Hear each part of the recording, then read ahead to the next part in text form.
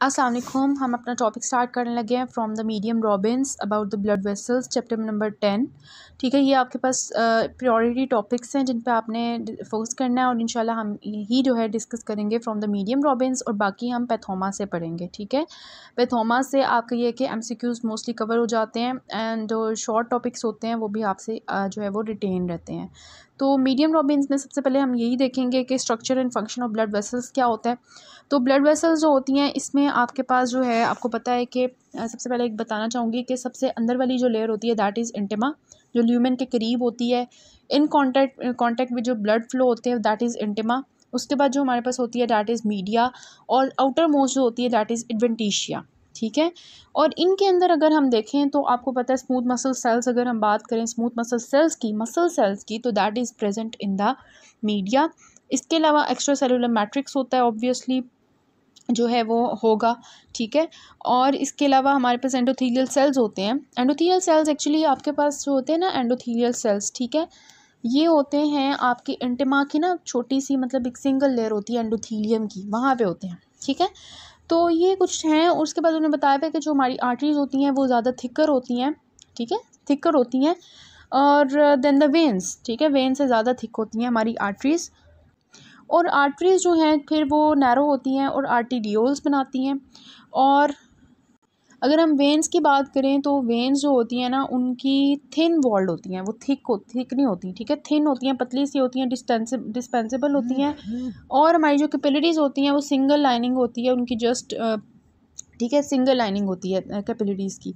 उसके बाद इन्होंने बताया हुआ है कि जो, अब आपने बात याद रखनी है, जो एथरोस्क्लेरोसिस होता है ये हम आगे पढ़ेंगे कि क्या होता है, जिसमें हमारे पास थिकनिंग हो जाती है आर्टरीज़ की। तो ये ज़्यादातर जो आर्टरीज़ को इन्वॉल्व करता है दैट इज़ लार्जर एंड जो मस्कुलर आर्टरीज़ होती हैं। जबकि हाइपरटेंशन की वजह से जिन लोगों को हाइपरटेंशन होती है उनकी सबसे ज़्यादा जो आर्टरीज़ इन्वॉल्व होती हैं these are the small arteriole, छोटी छोटी जो आर्टीरियोल्स होती हैं उनको मोस्टली हाइपरटेंशन इफ़ेक्ट करता है। ठीक है, और इसके अलावा मतलब हम क्यों देखते हैं कि हमारे लिए क्यों इम्पोर्टेंस रखता है कि हम small size arteries, medium size arteries और उनकी डिफरेंशिएटिंग चीज़ें देखें कि आर्टीरियोल छोटी हैं, आर्टरीज़ बड़ी हैं, मस्कुलर आर्टरीज़ ऐसी हैं वैसी हैं, उनके सारे स्ट्रक्चर को देखने की क्यों ज़रूरत पड़ती है? क्योंकि डिफरेंट डिजीज़ डिफरेंट आर्टरीज़ को इफेक्ट करती हैं। लाइक हमने देखा कि आर्थरोस्क्लेरोसिस मोस्टली आपकी large and medium size arteries को इन्वॉल्व करती हैं, और आपकी जो हमारे जो हैं वास्कुलाइटिस कुछ सर्टेन कैलिबर की आर्टरीज़ को इन्वॉल्व करती हैं। हाइपरटेंशन आपकी जो है पसंद करती है कि मैं स्मॉल आर्टीरियोल्स को अफेक्ट करूं, तो इस वजह से हम इनकी डिफरेंशिएटिंग चीज़ें देखते हैं। फिर आगे उन्होंने वही बताया हुआ कि इंटिमा होता है, मीडिया होता है, एड्वेंटिशिया होता है। जो इंटिमा होती है उसमें हमारे पास जो होती है वो एंडोथीलियम होती है। ठीक है, और वो एंडोथीलियम जो होती है वो बेसमेंट मेम्ब्रेन के ऊपर रेस्ट कर रही होती है। जबकि जो मीडिया होती है ना उसके अंदर स्मूथ मसल्स मोस्टली होते हैं, और मीडिया और इंटिमा जो होती है ना उसके दरमियान में एक ना इलास्टिक सी मेम्ब्रेन होती है जिसको आप इंटरनल इलास्टिक लैमिना कहते हैं। ठीक है, और मीडिया में आपको मैंने बताया कि स्मूथ मसल सेल्स होते हैं, एक्स्ट्रा सेलुलर मैट्रिक्स होता है। ठीक है, और इसके अलावा स्मॉल वेजल्स होती हैं, नर्व फाइबर्स होती हैं।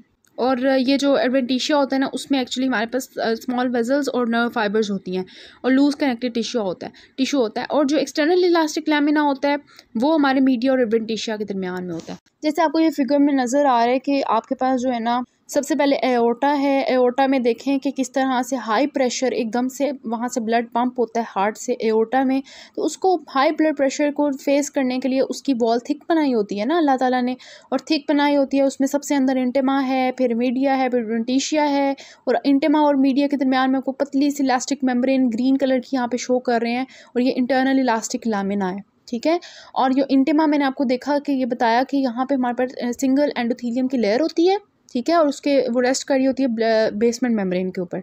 इंटरनल इलास्टिक लैमिना जस्ट एक इलास्टिक मेम्ब्रेन होती है, उसके बाद मीडिया होता है। मीडिया में आपको स्मूथ मसल्स नज़र आ रहे हैं, और इसके दरमियान में एक्स्ट्रा सेलुलर मैट्रिक्स है। और सबसे बाहर एडवेंटिशिया है। एडवेंटिशिया के अंदर नर्व फाइबर्स होते हैं, ब्लड वेसल्स होती हैं, कनेक्टिव टिश्यू होता है, कोलेजन इलास्टिक फाइबर्स होते हैं। जस्ट ये हमारे पास इसका जो है मस्कुलर आर्टरी या फिर हमारे पास एओर्टा की वॉल्स बना देती हैं। ठीक है, इसके अलावा आर्टीरियोल आ जाती है। आर्टीरियोल को देखें थोड़ी सी पतली हो गई है as compare to muscular artery. ठीक है, और फिर आपके पास जो है आ जाती हैं कैपिलरीज़ में देखें एंडोथीलियल सेल्स हैं, पेरिसाइट्स हैं। ठीक है, यहाँ पे एक्सचेंज होगा गैस एंड न्यूट्रिएंट्स का। उसके बाद पोस्ट कैपिलरी वेन्यूल्स हैं। ठीक है, और फिर हमारे पास वेन्यूल आ जाती है। वेन्यूल में देखें पतली सी है, इंडिमा भी है, मीडिया भी छोटा सारा है।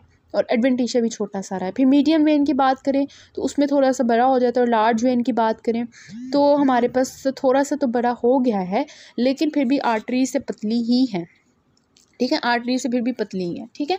उसके बाद हमारे पास आ जाता है जस्ट ये, जब हमने फिगर देख ली तो ये बाकी सारा वास्कुलर ऑर्गेनाइजेशन वाला जो सिस्टम है ना, ये हमने देख लिया। उसके बाद हम देखते हैं एंडोथेलियल सेल्स।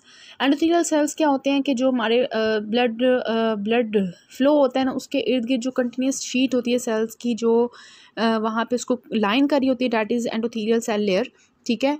जैसे कि आपको ये फिगर 10.2 में नज़र आ रही है, एंडोथीलियम, ठीक है, सिंगल हमारे पास जो है शीट ऑफ सेल्स होती हैं जो हमारे ब्लड वेसल्स के जो ल्यूमेन होता है उसको सराउंड कर रही होती हैं। फिगर इसमें आपको दिखाया जा रहा है कि जो एंडोथीलियम होती है वो नॉर्मल स्टेट में होती है, ठीक है, इसको कोई मसला नहीं होता नॉर्मल स्टेट में। क्यों होता है? क्योंकि हमारे ब्लड जो है वो लैमिनर फ्लो में होता है। ग्रोथ फैक्टर्स जो होते हैं वो भी अगर थोड़ी सी भी डैमेज हो जाती है तो ग्रोथ फैक्टर्स एक्टिवेट होते हैं और इसको रिपेयर कर देते हैं, ठीक है। और ये नॉर्मल होती है, इसको कोई प्रॉब्लम नहीं होती, नॉन एडहेसिव होती है, अपने साथ किसी चीज़ को नहीं जोड़ती, नॉन थ्रोम्बोजेनिक होती है, मतलब इसके अंदर थ्रोम्बोस फॉर्मेशन नहीं होती। लेकिन जैसे ही क्या होता है कि हमारा लैमिनार फ्लो चेंज हो जाता है टर्बुलेंट फ्लो में, या हाइपरटेंशन, या साइटोकाइंस, या कॉम्प्लीमेंट सिस्टम, या बैक्टीरियल प्रोडक्ट्स, या लिपिड प्रोडक्ट्स, या हमारे जो हैं हाइपोक्सिया, ठीक है, मतलब सप्लाई नहीं मिल रहा ऑक्सीजन का, एसिडोसिस, वायरसेस, सिगरेट स्मोक, इन सब की वजह से क्या होता है, हमारी एंडोथेलियम डैमेज हो जाती है।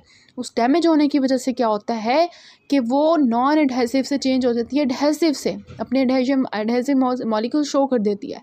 उसकी वजह से वहाँ पे प्रोगोगुलेंट्स भी ज़्यादा हो जाते हैं। एडहेजन मॉलिक्यूल्स की वजह से वहाँ पे इन्फ्लेमेशन के सेल्स आना शुरू हो जाएंगे ना, प्रोगोगुलेंट्स ज़्यादा हो जाएंगे। इसके अलावा हमारे पास जो है कीमोकाइन, साइटोकाइंस, ग्रोथ फैक्टर ज़्यादा हो जाएंगे, और हमारी एंडोथीलियम जो होगी वो नॉर्मल बेसल स्टेट से एक्टिवेटेड स्टेज में चली जाएगी इन फैक्टर्स की वजह से जो कि हमने देखे हैं, ठीक है। जिसमें मोस्ट इंपॉर्टेंटली आपके आ जाते हैं hypoxia, acidosis, viruses, bacteria, inflammation, turbulent flow, hypertension, cigarette smoke, ठीक है। उसके बाद आपके पास ये टेबल है 10.1, इसमें आपको बताई हुई है कि एंडोथेलियल सेल्स की प्रॉपर्टीज़ क्या होती हैं, फंक्शंस क्या होते हैं। तो सबसे पहले उन्होंने बताया हुआ है कि हमारा एंडोथेलियल सेल्स जो होते हैं ये हमारे परमिबिलिटी बैरियर को मेंटेन रखते हैं, ठीक है। परमिबिलिटी बैरियर कि किस चीज़ को आने देना है, किस चीज़ को नहीं आने देना। इसके अलावा anti coagulants, anti thrombotic, fibrinolytic regulators होते हैं, ठीक है। इसके अंदर for example prostacyclin, thrombomodulin, heparin like molecules, plasminogen activator.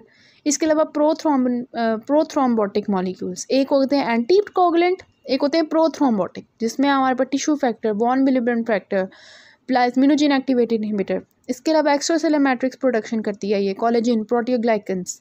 इसके अलावा ये ब्लड फ्लो को मेंटेन रखती है, ठीक है। वेजो कंस्ट्रक्टर्स रिलीज़ करती है, वेजो डायलेटर्स रिलीज़ करती है, जिसकी वजह से वेजल्स के फ्लो को मेंटेन रखती है। इसके अलावा इन्फ्लेमेशन और इम्यूनिटी को मेंटेन रखती है। हमें पता भी है कि हमने देखा था कि इसके अंदर से फिर interleukin 1, 6, chemokines, adhesive molecules, I CAM, V CAM, E selectins, P selectins show होना शुरू हो जाते हैं, ठीक है। इसके अलावा ये सेल ग्रोथ को मेंटेन रखती है, ग्रोथ स्टिमुलेटर्स और इनहिबिटर्स रिलीज़ करती है, ठीक है। इसके अलावा ये LDL की ऑक्सीडेशन करती है, ठीक है। तो ये सारे इसके फंक्शंस हैं, कैसे ये नॉर्मली काम कर रही होती है। एंडोथीलियम एंटीकोगुलेंट्स, प्रोकोगुलेंट्स रिलीज़ करती है, इन्फ्लेमेटरी में कैसे ये रोल प्ले करती है, एडहेसिव मॉलिक्यूल्स कैसे शो कर देती है, एक्स्ट्रासेलुलर मैट्रिक्स को मेंटेन करती है, ब्लड फ्लो को मेंटेन रखती है, सेल ग्रोथ को मेंटेन रखती है, ठीक है, और परमेबिलिटी बैरियर को मेंटेन रखती है। तो ये सारे इसके एंडोथीलियम सेल्स के नॉर्मल फंक्शन। इस ऑडियो में हमने सबसे पहले देखा कि किस तरह से हमारी जो है एंटिमा, मीडिया और एडवेंटिशिया अरेंज हुए होते हैं, आर्टरीज और वेन्स में क्या डिफरेंस है, उनके कैलिबर में क्या डिफरेंस है।